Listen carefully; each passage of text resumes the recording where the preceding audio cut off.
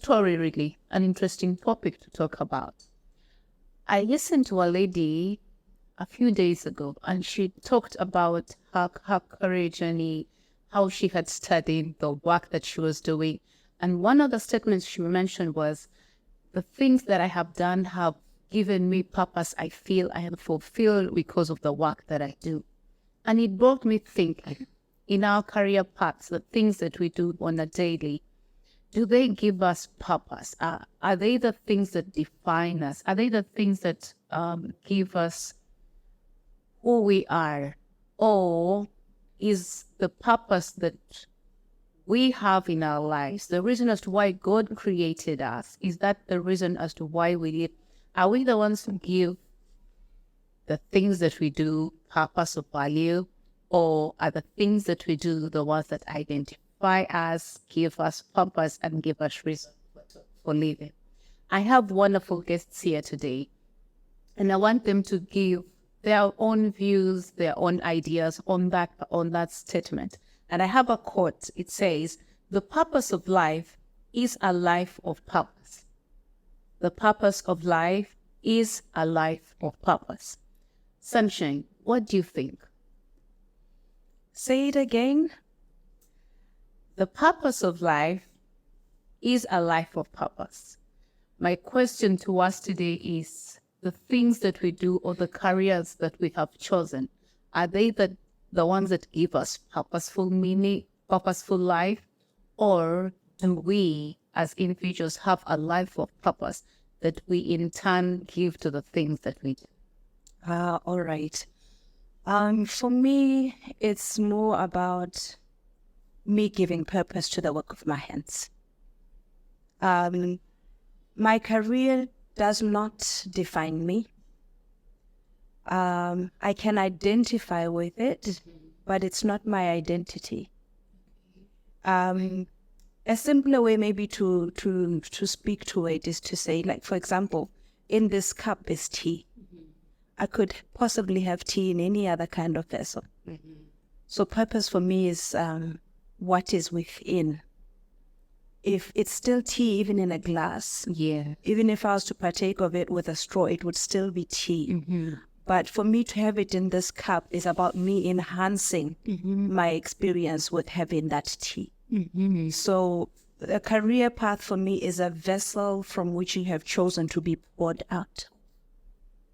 You are who you are, yes, within yourself, the value that you are bringing, the goodness that you are bringing within into your career. Yeah. You pour yourself into it. Because if we were to take it away, who are you now? Thank you. Yes. Yes. Would you no longer be that vessel that is willing to add to something? Would you no longer want to help in the sense that that's what you were bringing to the job? So it's not just an identity. It's a life of purpose, meaning my life means something. My life adds to something. Yeah. My life is the content poured out in any vessel of my choosing. So that's what it speaks to for me. I had another conversation with my child and even this dear friend of mine here. One time I said to her, so when I was growing up, I heard this statement being said, do the clothes make the man, or does the man make the clothes? And my son says, I think the man makes the clothes. Because otherwise it's just a suit. True. But him putting it on, he's giving it character. Yeah. He's giving it swag. He's making it more than just an outfit. He's giving it a definition. Yeah. And that's what, for me, living a life of purpose means. It's just pouring out the content within you. Because purpose simply means the reason for your existence. Yes. Thank you so much. Hamad, what do you think? My thing is the purpose of life for me is happiness. Yes. Okay, all of us search for happiness. How be happy in this? How be happy in this? Yeah. What's make us happy? Yeah. Okay, so in my opinion, and I choose that career make me happy and make the clients happy. Okay, so when I choose swimming coach, I found the happiness when the kids laughing. So what this? I'm very very happy. Sometimes I will be before the training session, very sad, very full of expressing, full of bad things. Yeah. When I go into the training session and see the kids laughing and see there is no what's that? I can't describe no bad feelings. Yeah. I feel happy. I forget everything. I be happy. So not the money make me happy. Not the no. I choose the happiness. Okay. Yes. So when I go to the photography also, when I made the first contract and make the client very angry, it's make me very very sad. Yeah. Not the money. I told him, if you want all your money, I will give it to you. If you want an extra session without money, I will give to you. Yeah. It's not about the money. I want to leave you very happy, okay? Because it's a unique, unique event. It's his engagement. So I make the photos not well. So started to. That's make me, when anything ask me on photography. Yeah. I told them photography is good, very good, but never ever or ever never don't try with what's it called, again, or what, you can't make that event again. So you can shoot like products, shoot like food, shoot anything. Yeah.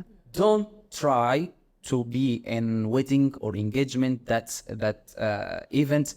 You can't make it again. Okay. Yeah. So no money can make the client happy. Okay. So that's why. So I try to search about happiness, happy. What's make me happy? Yeah. Okay. Yeah. That's all. Something that makes you happy is something that can be purpose for you. If you are happy, if you think you're adding value to someone, then I think that is purposeful life. Ngoni, what do you think? Okay, so I'm going to start off by looking at what is a purpose. And it means different things to different people. Yes. To some, it's happiness. Yeah. To some, it's something that they have experienced from a point of hardship. And they want to feel like they want to help the world because they've gone through that challenge. Either I have a child with a disability and I want to share with the world. I've gone through a divorce. I want to share. I'm now finding a purpose out of my hardship to actually share. So it's something that motivates you. It's something that you can talk about through and through because you went through it from a point of pain. Yeah. It's really engraved in your DNA, kind of, in the sense that you can talk about it and people will keep saying, oh, why is she keeping talking about this? But because that has defined your character, that has defined who you become from the point of hardship. So it is happiness to some, but to some, it's actually from a point of pain.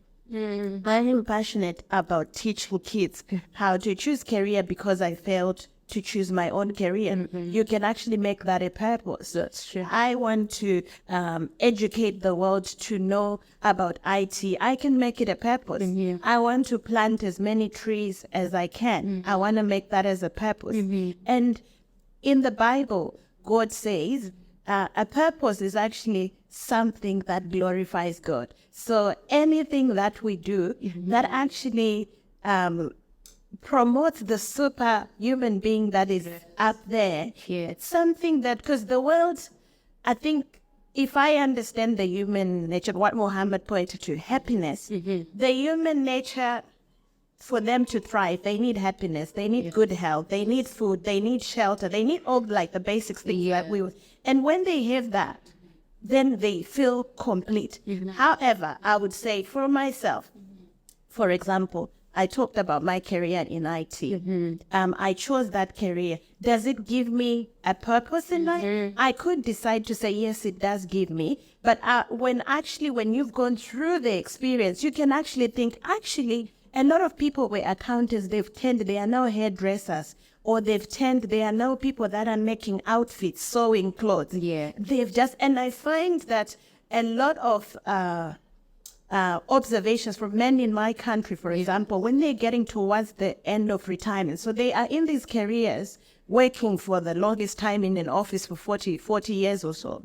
Towards the end, they'll say, I want to do my own things. And most of them just run to farming. And I'm thinking to myself, but if farming was your passion, why did you actually forget about the office job and went and did farming? Because you can actually make a living. But because we've been brainwashed to think that only the office is the one way you get the money, but not the other side. So I think we need to really start deviating and teaching our own children as well. It's not about the office job. It's do what you want, do what gives you happiness, do what gives you a purpose. If you can do agriculture for 40 years, honestly, you'll be rich by now if you're doing it religiously the same way that you do in the office. Yes. But because we have the part that has been said for us, maybe by our colonizers or whatever, we are just tending to follow that. And even our children, we're channeling them through that route. But encourage them to do other things outside the law.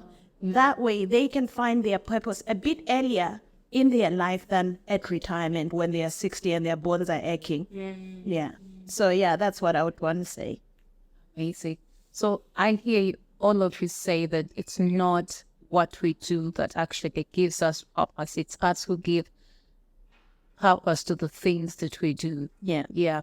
So if it's that, why is it that most of us, maybe Ngoni has hinted on it, why is it that most of us feel that if I don't have a job, if I have not gone to school, then I do not have purpose in life? What should they do if someone, for example, is struggling with not having a job?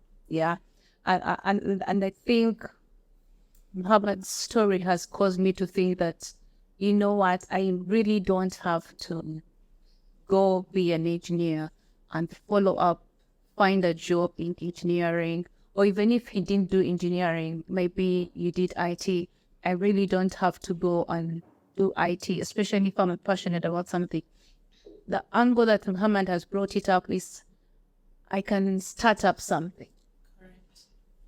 Could you please speak to the teenagers, young adults out there, that the creativity they have, or God has given them purpose and has given them potential in their lives, how do they tap in themselves to do something out of the ordinary of go get a job and work? What can they do to tap in the resources that they have and use them? Just like Muhammad. Muhammad, I'll start with you because it's you who brought up that idea. What can someone do? Because did you ever find a job as an engineer to do engineering? Yes. You did? Yes. So could you start from there? So you went to do a job as an engineer and you started work. And then slightly, what inspired you to move from engineering to swimming? I know it could relate, but I want you to tell someone, is it possible and how possible is it? Look, when I started to feel sad for this many years, I lost in my university. I found my parents' words are right. So I have to go to the engineering and go and. But my mindset changing. What I want in any job I want to join. Yeah. I want to join that job from up, not from down. Yeah. Okay, I like in the poor dad and rich dad. Yes. Yes. You have to own the whole business. Okay, Yeah. so don't. If I go like engineering, I minimize my mind to just solve small problems. Yeah. Okay, so no, it's not what happened. I want to see what all happened on this company. Yeah. Yes. So I collect a lot of monies and take some shares in constructions company. Okay, so I be like owner Okay. of this company. Okay, I see everything. I see what the engineering do. I see what the workers do. I see that's what it's called the other companies do.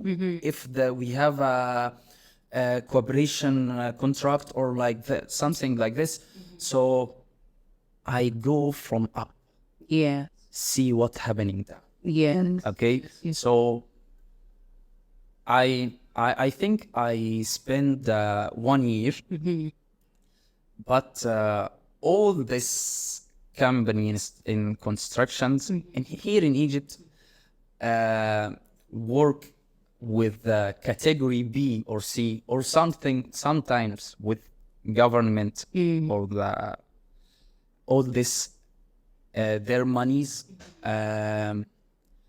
what's called late. Yes. Yes. So I put some money to take some shares. I can't take this money back until 1 year. Yeah. Okay, the profit is too high. The profit too high, but the money is come late. Yeah.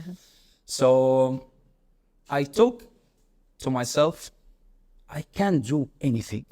I found some engineering, okay, in that field, not can't wrote or write. So they didn't get any learning, Yeah. okay, and they work like engineering, like head of workers. Wow. Head of workers sometimes know more than engineering. And sometimes our engineering absent, and the head of workers make the work go very good, Yes. Yes. like the engineering here, or sometimes better. Okay, so that give me a hint. You not have to be qualified to something. You have to be confident in yourself. You can do this. Okay, so what make me go in any subject and go with it very, very good? Yeah. That I told myself I get 99 degree in the high school, so I can study anything. Yeah. I will be good in this. Yes. Some obstacle to the younger and teenager, they told, no, I can't. Yeah. No, I can't. So this will make them stop to start. Okay. Yeah. So the self-confidence, this the first step to go to your career. Understand. Thank you so much. Yes, and Sunshine. All right. You know, the upbringing that we have, the societal expectations, the pressures from our parents or our family, Yeah. they impact a lot on what we do when we make decisions. True. On how we view life and the things that we should venture into. And that gives voice to a lot of fear, a lot of guilt when you think about, I don't want to live somebody else's dream. I want to pursue what I like. That guilt threatens you a lot. And it's an influential factor when you consider what you want to do with your life. We all have that one life. It's not the amount of years, it's the life in them. Not only that, it is the living of that life that gives you meaning, that gives you that purpose, that helps you know without a doubt you are building a legacy. So I would say, learn not to give in to the fear. We have to learn to coexist with fear. A lot of the time when we think of fear and anxiety and down, there are things that we feel we should live without. We cannot disconnect from them. But the truth is, they are always going to be there. The same way you're breathing in every day, the air is available. Fear is always going to be there. Doubt is always going to be there. So you have to learn to live alongside them. The most important thing is not to let them in. Don't let them in. You are the gatekeeper to your own emotions. You are the gatekeeper to how you feel about certain things. It's very important not to live life in accordance with what people say or expect. A lot of it stems from our own hunger and need for validation, because people want to be approved. We want to be accepted. When you come across people who you think perceive you a certain way and are not really accepting of you or the kind of person you're portraying, it hurts. Yes, very true. You feel rejected, and it's a lonely place. Nobody wants to be there. But if only we can learn from an earlier age that the truth is, you don't need my validation to be Sheila. You don't need my approval. No. I just need my own. I need to confirm myself that in as much as I have lived this life, attained these certain skills, they were for my fulfillment, not to get approval from somebody else to say, you are good, well done, faithful servant. It's not about the external person. You know, even when you're walking down the street and the dogs bark, if you stop and pause, you're never going to go anywhere. So we have to learn to treat those voices just like a barking dog outside. Ignore it and keep putting one foot in front of the other, and you will get to where you need to go.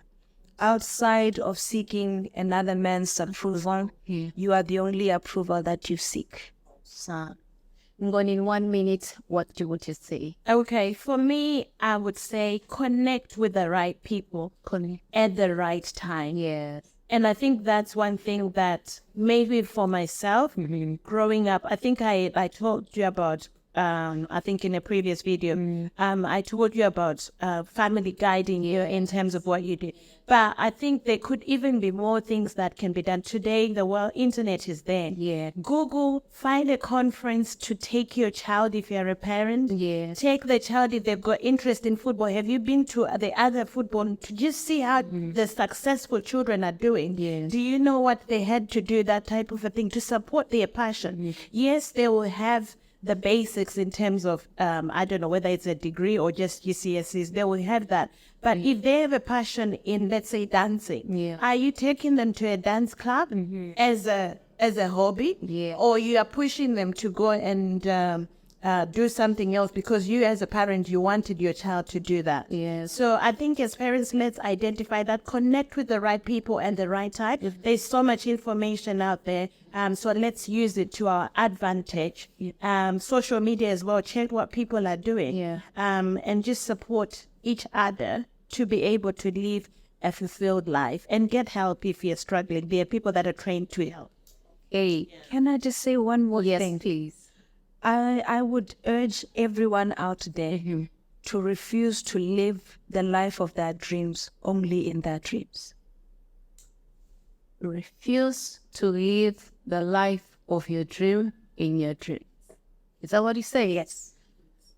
No better statement to conclude this. Thank you so much for listening. Please do not let the rest of the things out there define who you are or think they will give you purpose. It's you to give life, to give purpose to those things that are out there. So even in your career, give purpose to your career. Thank you and bye-bye.